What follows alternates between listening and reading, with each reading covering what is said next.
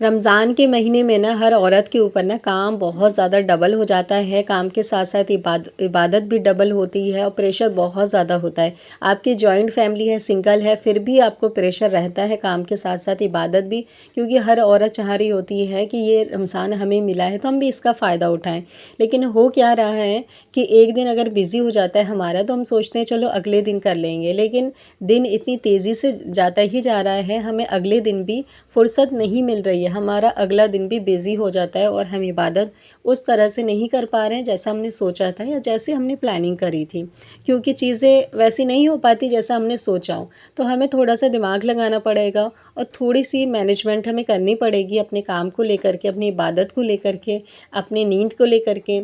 थोड़ा-सा तो करना ही पड़ेगा कॉम्प्रोमाइज़, क्योंकि अगर नहीं करेंगे तो बाकी चीज़ों में हम पीछे हो या ना हो, लेकिन इबादत की लाइन में शायद हम पीछे रह जाएँगे। तो आज की वीडियो बहुत ज़्यादा ख़ास होने वाली है मेरी प्यारी प्यारी सिस्टर के लिए। तो चलिए व्लॉग को स्टार्ट करते हैं। अस्सलामुअलैकुम मेरी प्यारी प्यारी यूट्यूब फैमिली, कैसे हो आप सब लोग? उम्मीद करती हूँ खैरियत से होंगे। जी अल्हम्दुलिल्लाह मैं भी ठीक हूँ। आप सभी के साथ हाजिर हूँ एक नए व्लॉग के साथ, एक नई दिन, एक नई शुरुआत के साथ। तो अल्लाह का शुक्र है कि आज मेरी तबीयत बहुत बेहतर है। 5 दिन से, यानी कि जब से ही रोज़े शुरू हुए हैं ना, तब से ही तबीयत ख़राब थी, लेकिन 5-6 दिन से कुछ ज़्यादा ही थी, लेकिन अब थोड़ा बेहतर है और आज मैं बहुत अच्छा फ़ील कर रही हूँ। इसलिए मैंने कल वीडियो भी नहीं डाली, और वीडियो क्या, कल मैं कुछ घर का काम भी नहीं कर पाई। मैं कुरान पढ़ने बैठी, वो भी मुझसे नहीं पढ़ा जा रहा था, इतनी ज़्यादा मेरी तबीयत कल ख़राब थी। हुआ कुछ नहीं था, मुझे बुखार था और वही गले में दर्द था और ज़ुकाम वगैरह यही सारी चीज़ें थी। लेकिन अंदर अंदर का बुखार मतलब 5-6 दिन से वो कुछ ज़्यादा ही वीक मतलब मुझे कर दिया था, क्योंकि मैं रोज़े भी रख रही थी और फिर बुखार भी अंदर अंदर था। मुझे समझ नहीं आ रहा था कि मुझे जो है ठंड का मौसम इसलिए ठंड लग रही है, बुखार की वजह से लग रही है। तो अभी बुखार मेरा उतर गया है, तब मुझे पता चल रहा है कि मुझे ठंड नहीं बल्कि बुखार थी, इसी वजह से सर्दी इतनी ज़्यादा लग रही थी, क्योंकि अभी बिल्कुल नहीं लग रही है। अल्लाह का शुक्र है, तबीयत बहुत बेहतर है और इंशाल्लाह ताला थोड़े दिन में और अच्छी हो जाएगी। एक प्यारी सी सिस्टर मुझे कमेंट कर रही थी कि मैं वीडियो कैसे बनाती हूँ और मैं कौन सा ट्राईपोड यूज़ करती हूँ। तो ट्राईपोड जो है मैंने दिखा रखा है, वैसे आपको 150-200 में मिल जाएगा फ्लिपकार्ट या कहीं भी, मतलब आप सर्च करेंगे ना तो 150-200 वाला ट्राईपोड आपको नज़र आएगा। सेम वैसे ही ट्राईपोड मेरे पास है, वो टूट गया है। तो मैंने क्या किया है ना कि सरसों तेल का जो वो डब्बा होता है ना, उसी में उसको मैंने डाल दिया है, ऊपर से कतरन डाल दिया है।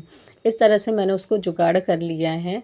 तो मैंने ना किसी व्लॉग में शेयर किया है इस बारे में। तो यूट्यूब से रिलेटेड जब भी जो भी वीडियो मैंने बनाई है अपने इस चैनल पे, उसमें मैंने ट्राईपोड भी दिखाया है, लाइट भी दिखाई है मैंने कौन सा यूज़ किया है।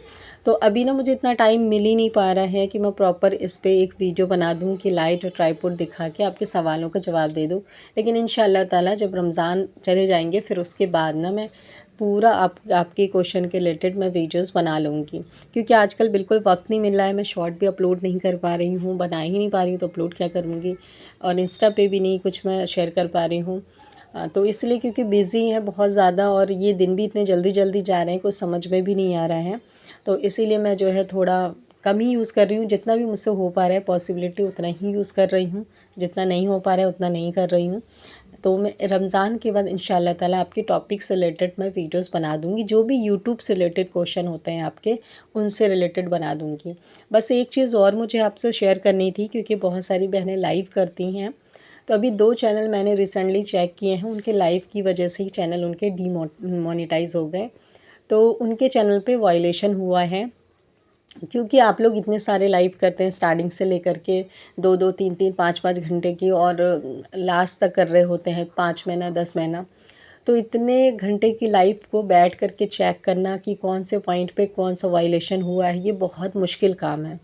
तो इसीलिए जो भी अभी से कर रहे हैं ना, तो आप ना एक बार यूट्यूब की कम्युनिटी गाइडलाइंस जो होती है उसको एक बार रीड कर लीजिए पूरा, कि यूट्यूब क्या क्या कहता है हमसे, कौन सी वीडियो डालने कहता है, कौन से पोस्ट करने कहता है, किस तरह की लाइव कहता है, क्या क्या चीज़ मना करता है वो।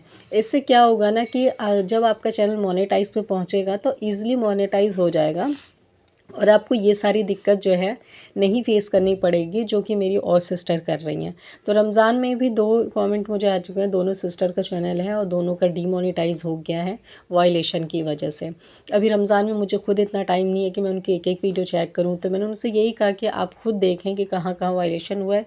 जिस पॉइंट पे जिस वीडियो पे वायलेशन हुआ है उसको डिलीट कर दीजिए और फिर यूट्यूब को जो एक मेल करिए तो आपका चैनल सही हो जाएगा, वापस आ सकता। तो ये बात मैं इसीलिए बता रही हूँ ताकि आप लोग जब भी अपने चैनल पे काम करें तो पूरी सावधानी के साथ करिए, सब कुछ समझ करके करिए, क्योंकि जब हम शुरू में काम करते हैं तो हमारा चैनल मोनेटाइज़ नहीं होता तो हम कुछ भी कर देते हैं उसमें। तो हमें कुछ भी नहीं करना है, एक ना एक दिन तो हमें पैसे कमाने हैं, पैसे कमाने के लिए चैनल अच्छा होना चाहिए, तो आपकी कोई वॉयलेशन नहीं होने चाहिए। तो इस चीज़ का पूरा ध्यान रखिएगा और पूरी कोशिश करिएगा कि ऐसा कुछ भी ना हो, फिर लास्ट में आपको ही पछताना पड़ता है। और बहुत कम चैनल होते हैं जो यूट्यूब वापस करता है, ज़्यादातर तो एक बार डिलीट हो जाता है, डीमोनेटाइज़ हो जाता है तो डीमोनेटाइज़ ही रहता है वो। तो चलिए आ जाते हैं हम अपने टॉपिक के ऊपर, वरना वीडियो ख़त्म हो जाएगी, टॉपिक नहीं शेयर कर पाऊँगी। सबसे पहली चीज़ मैं आपसे यही शेयर करूँगी कि अफ्तारी और सहरी की जो रूटीन है ना, जो कुकिंग का रिलेटेड है ना, उसे एक दिन पहले जो नोट कर लीजिए या फिर हफ्ते में एक बार, मैंने शेयर किया था ना आपसे, नोट बना लीजिए कि हमें कौन से दिन क्या बनाना है।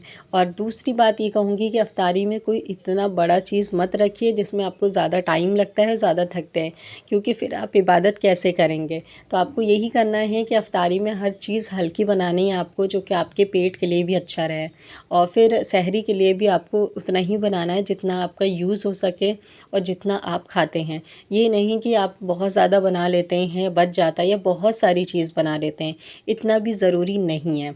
तो क्योंकि रमज़ान का मैंने वही कहा ना कि इबादत का मतलब है, ये नहीं है कि खाने का महीना है तो हम खूब सारा खाना खाएं, बिल्कुल ऐसा नहीं है। दूसरा पॉइंट शेयर करूंगी कि रमज़ान में ना हमें किचन में काफ़ी ज़्यादा टाइम लग जाता है, तो हम क्या करें कि अपने काम के साथ साथ इबादत करें। चाहे हम किचन में कर रहे हैं या घर का कोई काम कर रहे हैं, कुछ भी कर रहे हैं, तो काम कर कुछ छोटी छोटी चीज़ें काम के साथ करते रहें। जैसे इस्तग़फ़ार कर सकते हैं, दुरूद शरीफ पढ़ सकते हैं, पहला कलमा पढ़ सकते हैं, दूसरा और तीसरा ये आप कर सकते हैं। फिर जो तस्बीह होती है, तस्बीह फ़ातिमा, वो कर सकते हैं आप। तो ये छोटी-छोटी चीज़ें हैं जिसको करने से बहुत ज़्यादा सवाब है और है छोटा सा एकदम।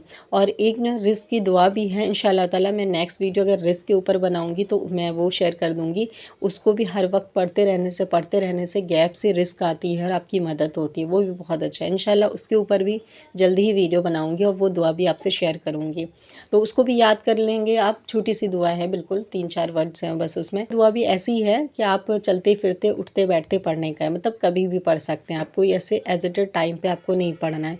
तो वो याद कर लेंगे तो खाना बनाते बनाते वही पढ़ते रहें, तो इसका भी बहुत ज़्यादा आपको फ़ायदा है, आपके रिज़्क़ में बरकत होगी। अब सबसे इम्पॉर्टेंट पॉइंट आता है कि रमज़ान में बिना थके हम कैसे अपने घर को, अपने इबादत को, सब कुछ को मैनेज करें एनर्जी के साथ, क्योंकि एनर्जी बॉडी में रहना तो बहुत ज़्यादा ज़रूरी है। तो सबसे पहला पॉइंट कि एनर्जी आपकी बॉडी में रहे, इसके लिए अच्छी सी सहरी करिए, हल्की फुल्की सहरी मत करिए अगर आपके घर में ज़्यादा काम रहता है तो। अगर आपको यही करना है कि सहरी खा के आप सो जाते हैं, फिर दोपहर को उठते हैं, फिर नमाज़ पढ़ते हैं, फिर सो जाते हैं, फिर तो ठीक है उनके लिए। लेकिन जिनको अपने घर के काम करना है और भी घर बैठे काम करते हैं, वो ऑनलाइन बिजनेस कर रहे हैं, यूट्यूब पे हैं, कुछ भी ऐसा करते हैं, तो वो इतना नहीं सो पाते हैं ना। तो आपको क्या करना है, अच्छी सी सहरी करनी है। अच्छी सी सहरी करिए जिससे कि आपका पेट भरा रहे, आपको पूरी फुल एनर्जी मिले। तो इसके लिए ये नहीं कह रही हूँ मैं कि अच्छी डाइट आप शामिल कर लीजिए। आप जो भी मिलता है रोटी सब्ज़ी वो भी आप अच्छे से खाएँगे तो उसमें भी पूरी एनर्जी आपको मिल जाएगी। दूसरा ये कि अपनी एनर्जी बचा करके रखने के लिए और पूरे घर को मैनेज करने के लिए टाइम टेबल बनाना बहुत ज़्यादा ज़रूरी है। किसी वक्त भी किसी काम करने से या हर वक्त काम करने से क्या होता है, एनर्जी डाउन होती है। हर वक्त काम नहीं करना है, किचन में जाने का एक टाइम फ़िक्स करिए। जैसे कि मेरे किचन में जाने का टाइम फ़िक्स है, मैं 4 बजे ही जाती हूँ। 4 बजे मैं किचन में जाती हूँ, सबसे पहले मैं खाना बनाती हूँ। खाना बन जाता है मेरा 1 घंटे में, 5 बजे तक। फिर मैं इफ्तारी की प्रिपरेशन करती रहती हूँ, फिर उसके बाद इफ्तार बना लेती हूँ। और इसके बीच में असर की नमाज़ भी होती है तो वो भी पढ़ना होता है, तो बीच में आके वो भी पढ़ना होता है। तो खाना चढ़ा के असर की नमाज़ पढ़ ली, फिर असर की नमाज़ पढ़ने के बाद इफ्तारी की तैयारी कर ली, फिर इफ्तार बना लिया। तो तो इस तरह से आपको अपना किचन में जाने का ना एक टाइम फ़िक्स करना होगा कि आप कौन से टाइम किचन में जाएंगे, क्योंकि पूरे दिन किचन में भी नहीं जाना है आपको, क्योंकि पूरे दिन आप किचन में लगा देंगे तो आप जो इबादत कब करेंगे, आप फिर थक जाएंगे। और नेक्स्ट मैं आपसे कहूँगी कि जब आप किचन में काम करते हैं, खाना बना रहे हैं, उसके साथ साथ ना अपने किचन के जो बर्तन होते हैं गंदे, उसको वॉश करते रहिए। तो मैं अफ्तार के बाद ना सिर्फ मेरी 2-4 ही प्लेट और गिलास वगैरह होती है जो हम अफ्तारी करते हैं, बस उतना ही। बाकी खाना बनाते बनाते, अफ्तार बनाते बनाते सारा मैं वॉश कर लेती हूँ। आज की इस वीडियो में इतना ही। अल्लाह हाफ़िज़।